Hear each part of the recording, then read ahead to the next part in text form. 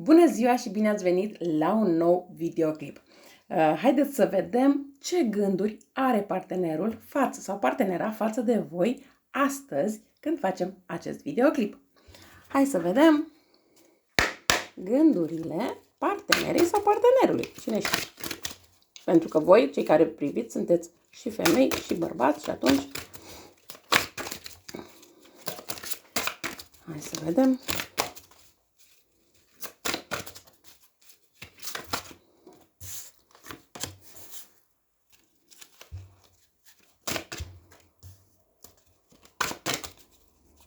Îmi este foarte clar aici, în primul rând, faptul că vorbim despre zodii de foc, zodii de pământ, predomină destul de mult, dar bineînțeles că avem și zodii de aer, dar foarte puține de apă.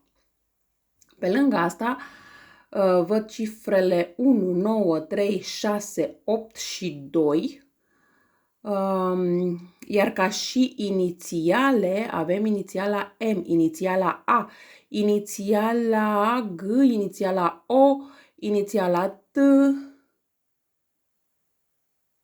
Și nu știu de ce, dar am aici o senzație că cineva e scorpion în toată această situație. Poate sunteți voi, poate e partenerul sau partenera, dar cred că predomină inclusiv și zodia săgetător, cu toate că am zis zodii de foc, dar cred că zodia săgetător predomină mai mult decât restul zodilor. Și mai avem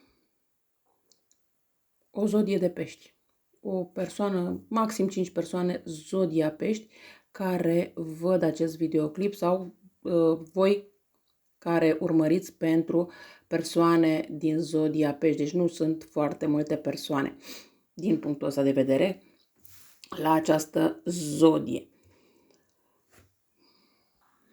Această persoană la care voi v-ați gândit când ați ales această etalare este acel gen de persoană destul de grăbită în a trage anumite concluzii, persoană egoistă care nu spune ce gândește, nu este o persoană deschisă în sentimente, dar nici în vorbe, așa de nu este deschis.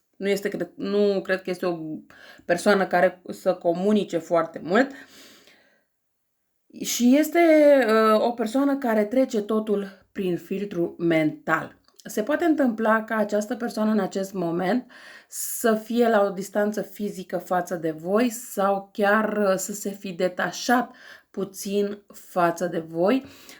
Aș putea să spun că există un blocaj din acest punct de vedere al deplasării, al detașării. Adică, dacă cumva această persoană este la o distanță fizică față de voi, în acest moment, chiar dacă își dorește să vină la voi, nu poate. Dacă s-a mai detașat un pic emoțional față de voi, s-a răcit un pic față de voi, este, cel puțin astăzi, se poartă la fel de rece, nu puteți obține foarte multe lucruri astăzi de la această persoană. De ce? Pentru că are un blocaj și nu știe cum să gestioneze lucrurile și chiar dacă ar găsi soluția, nu cred că astăzi își dorește să facă foarte mult pași față de voi. Bineînțeles că de gândit se gândește la voi, nu se pune problema din punctul ăsta de vedere, dar nu știu, cumva se poartă un pic mai rece în speranța că voi vă veți purta un pic diferit, adică lasă să-i fie dor de mine, lasă să se gândească mai mult la mine, să-și facă griji pentru mine, ceva de această natură, dar nu neapărat că i s-a întâmplat ceva persoanei respective, ci pur și simplu se ocupă de alte lucruri și e cu mintea mai mult în altă parte decât înspre voi.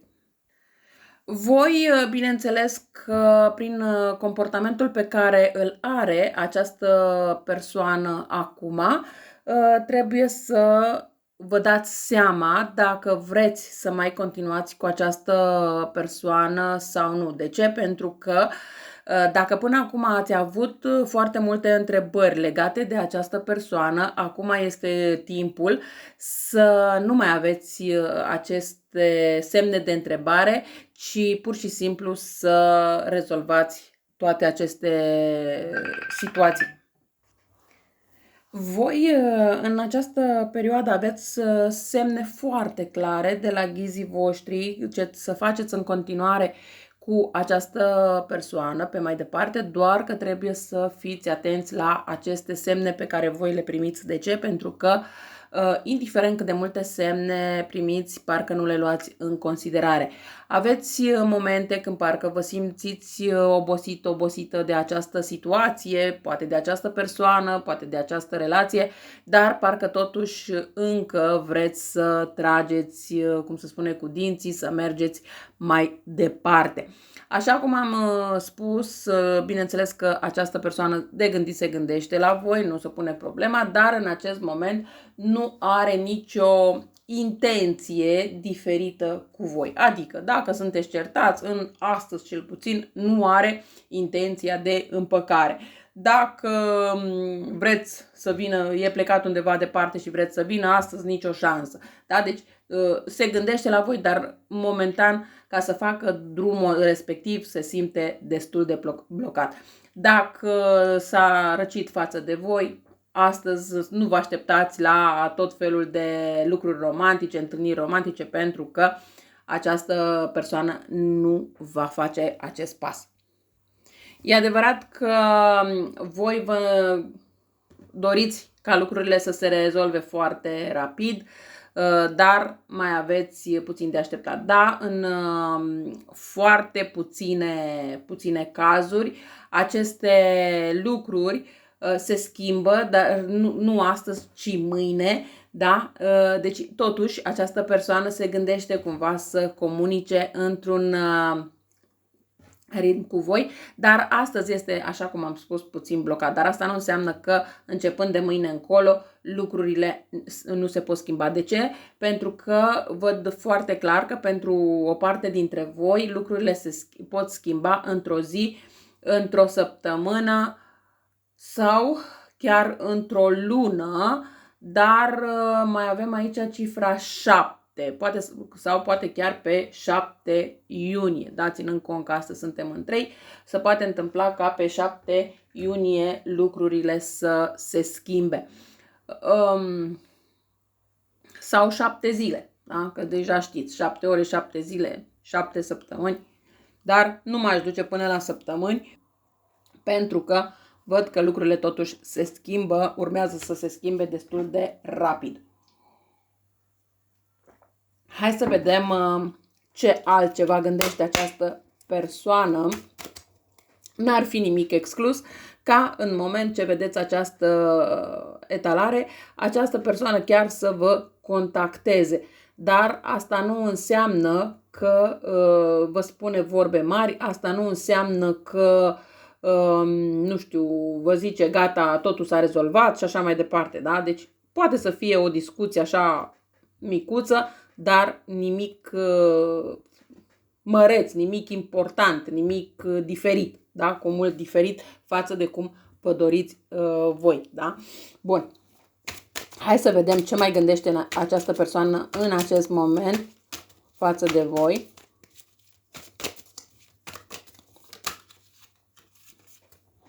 Încercăm un hobby nou. Cumpărăm ceva sexy. Hai să vedem. O seară de degustare. O zi offline împreună. Da?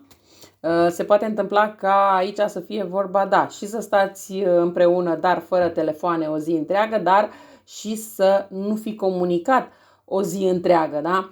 Poate că voi comunicați destul de des, dar uite, s-a întâmplat o zi în care să nu comunicați unul cu celălalt din diverse motive. Bun, hai să vedem. Un masaj erotic. O fantezie sălbatică împlinită. Facem împreună un curs online. Da? Probabil o să vă propună să faceți un curs împreună și un weekend de camping departe de casă.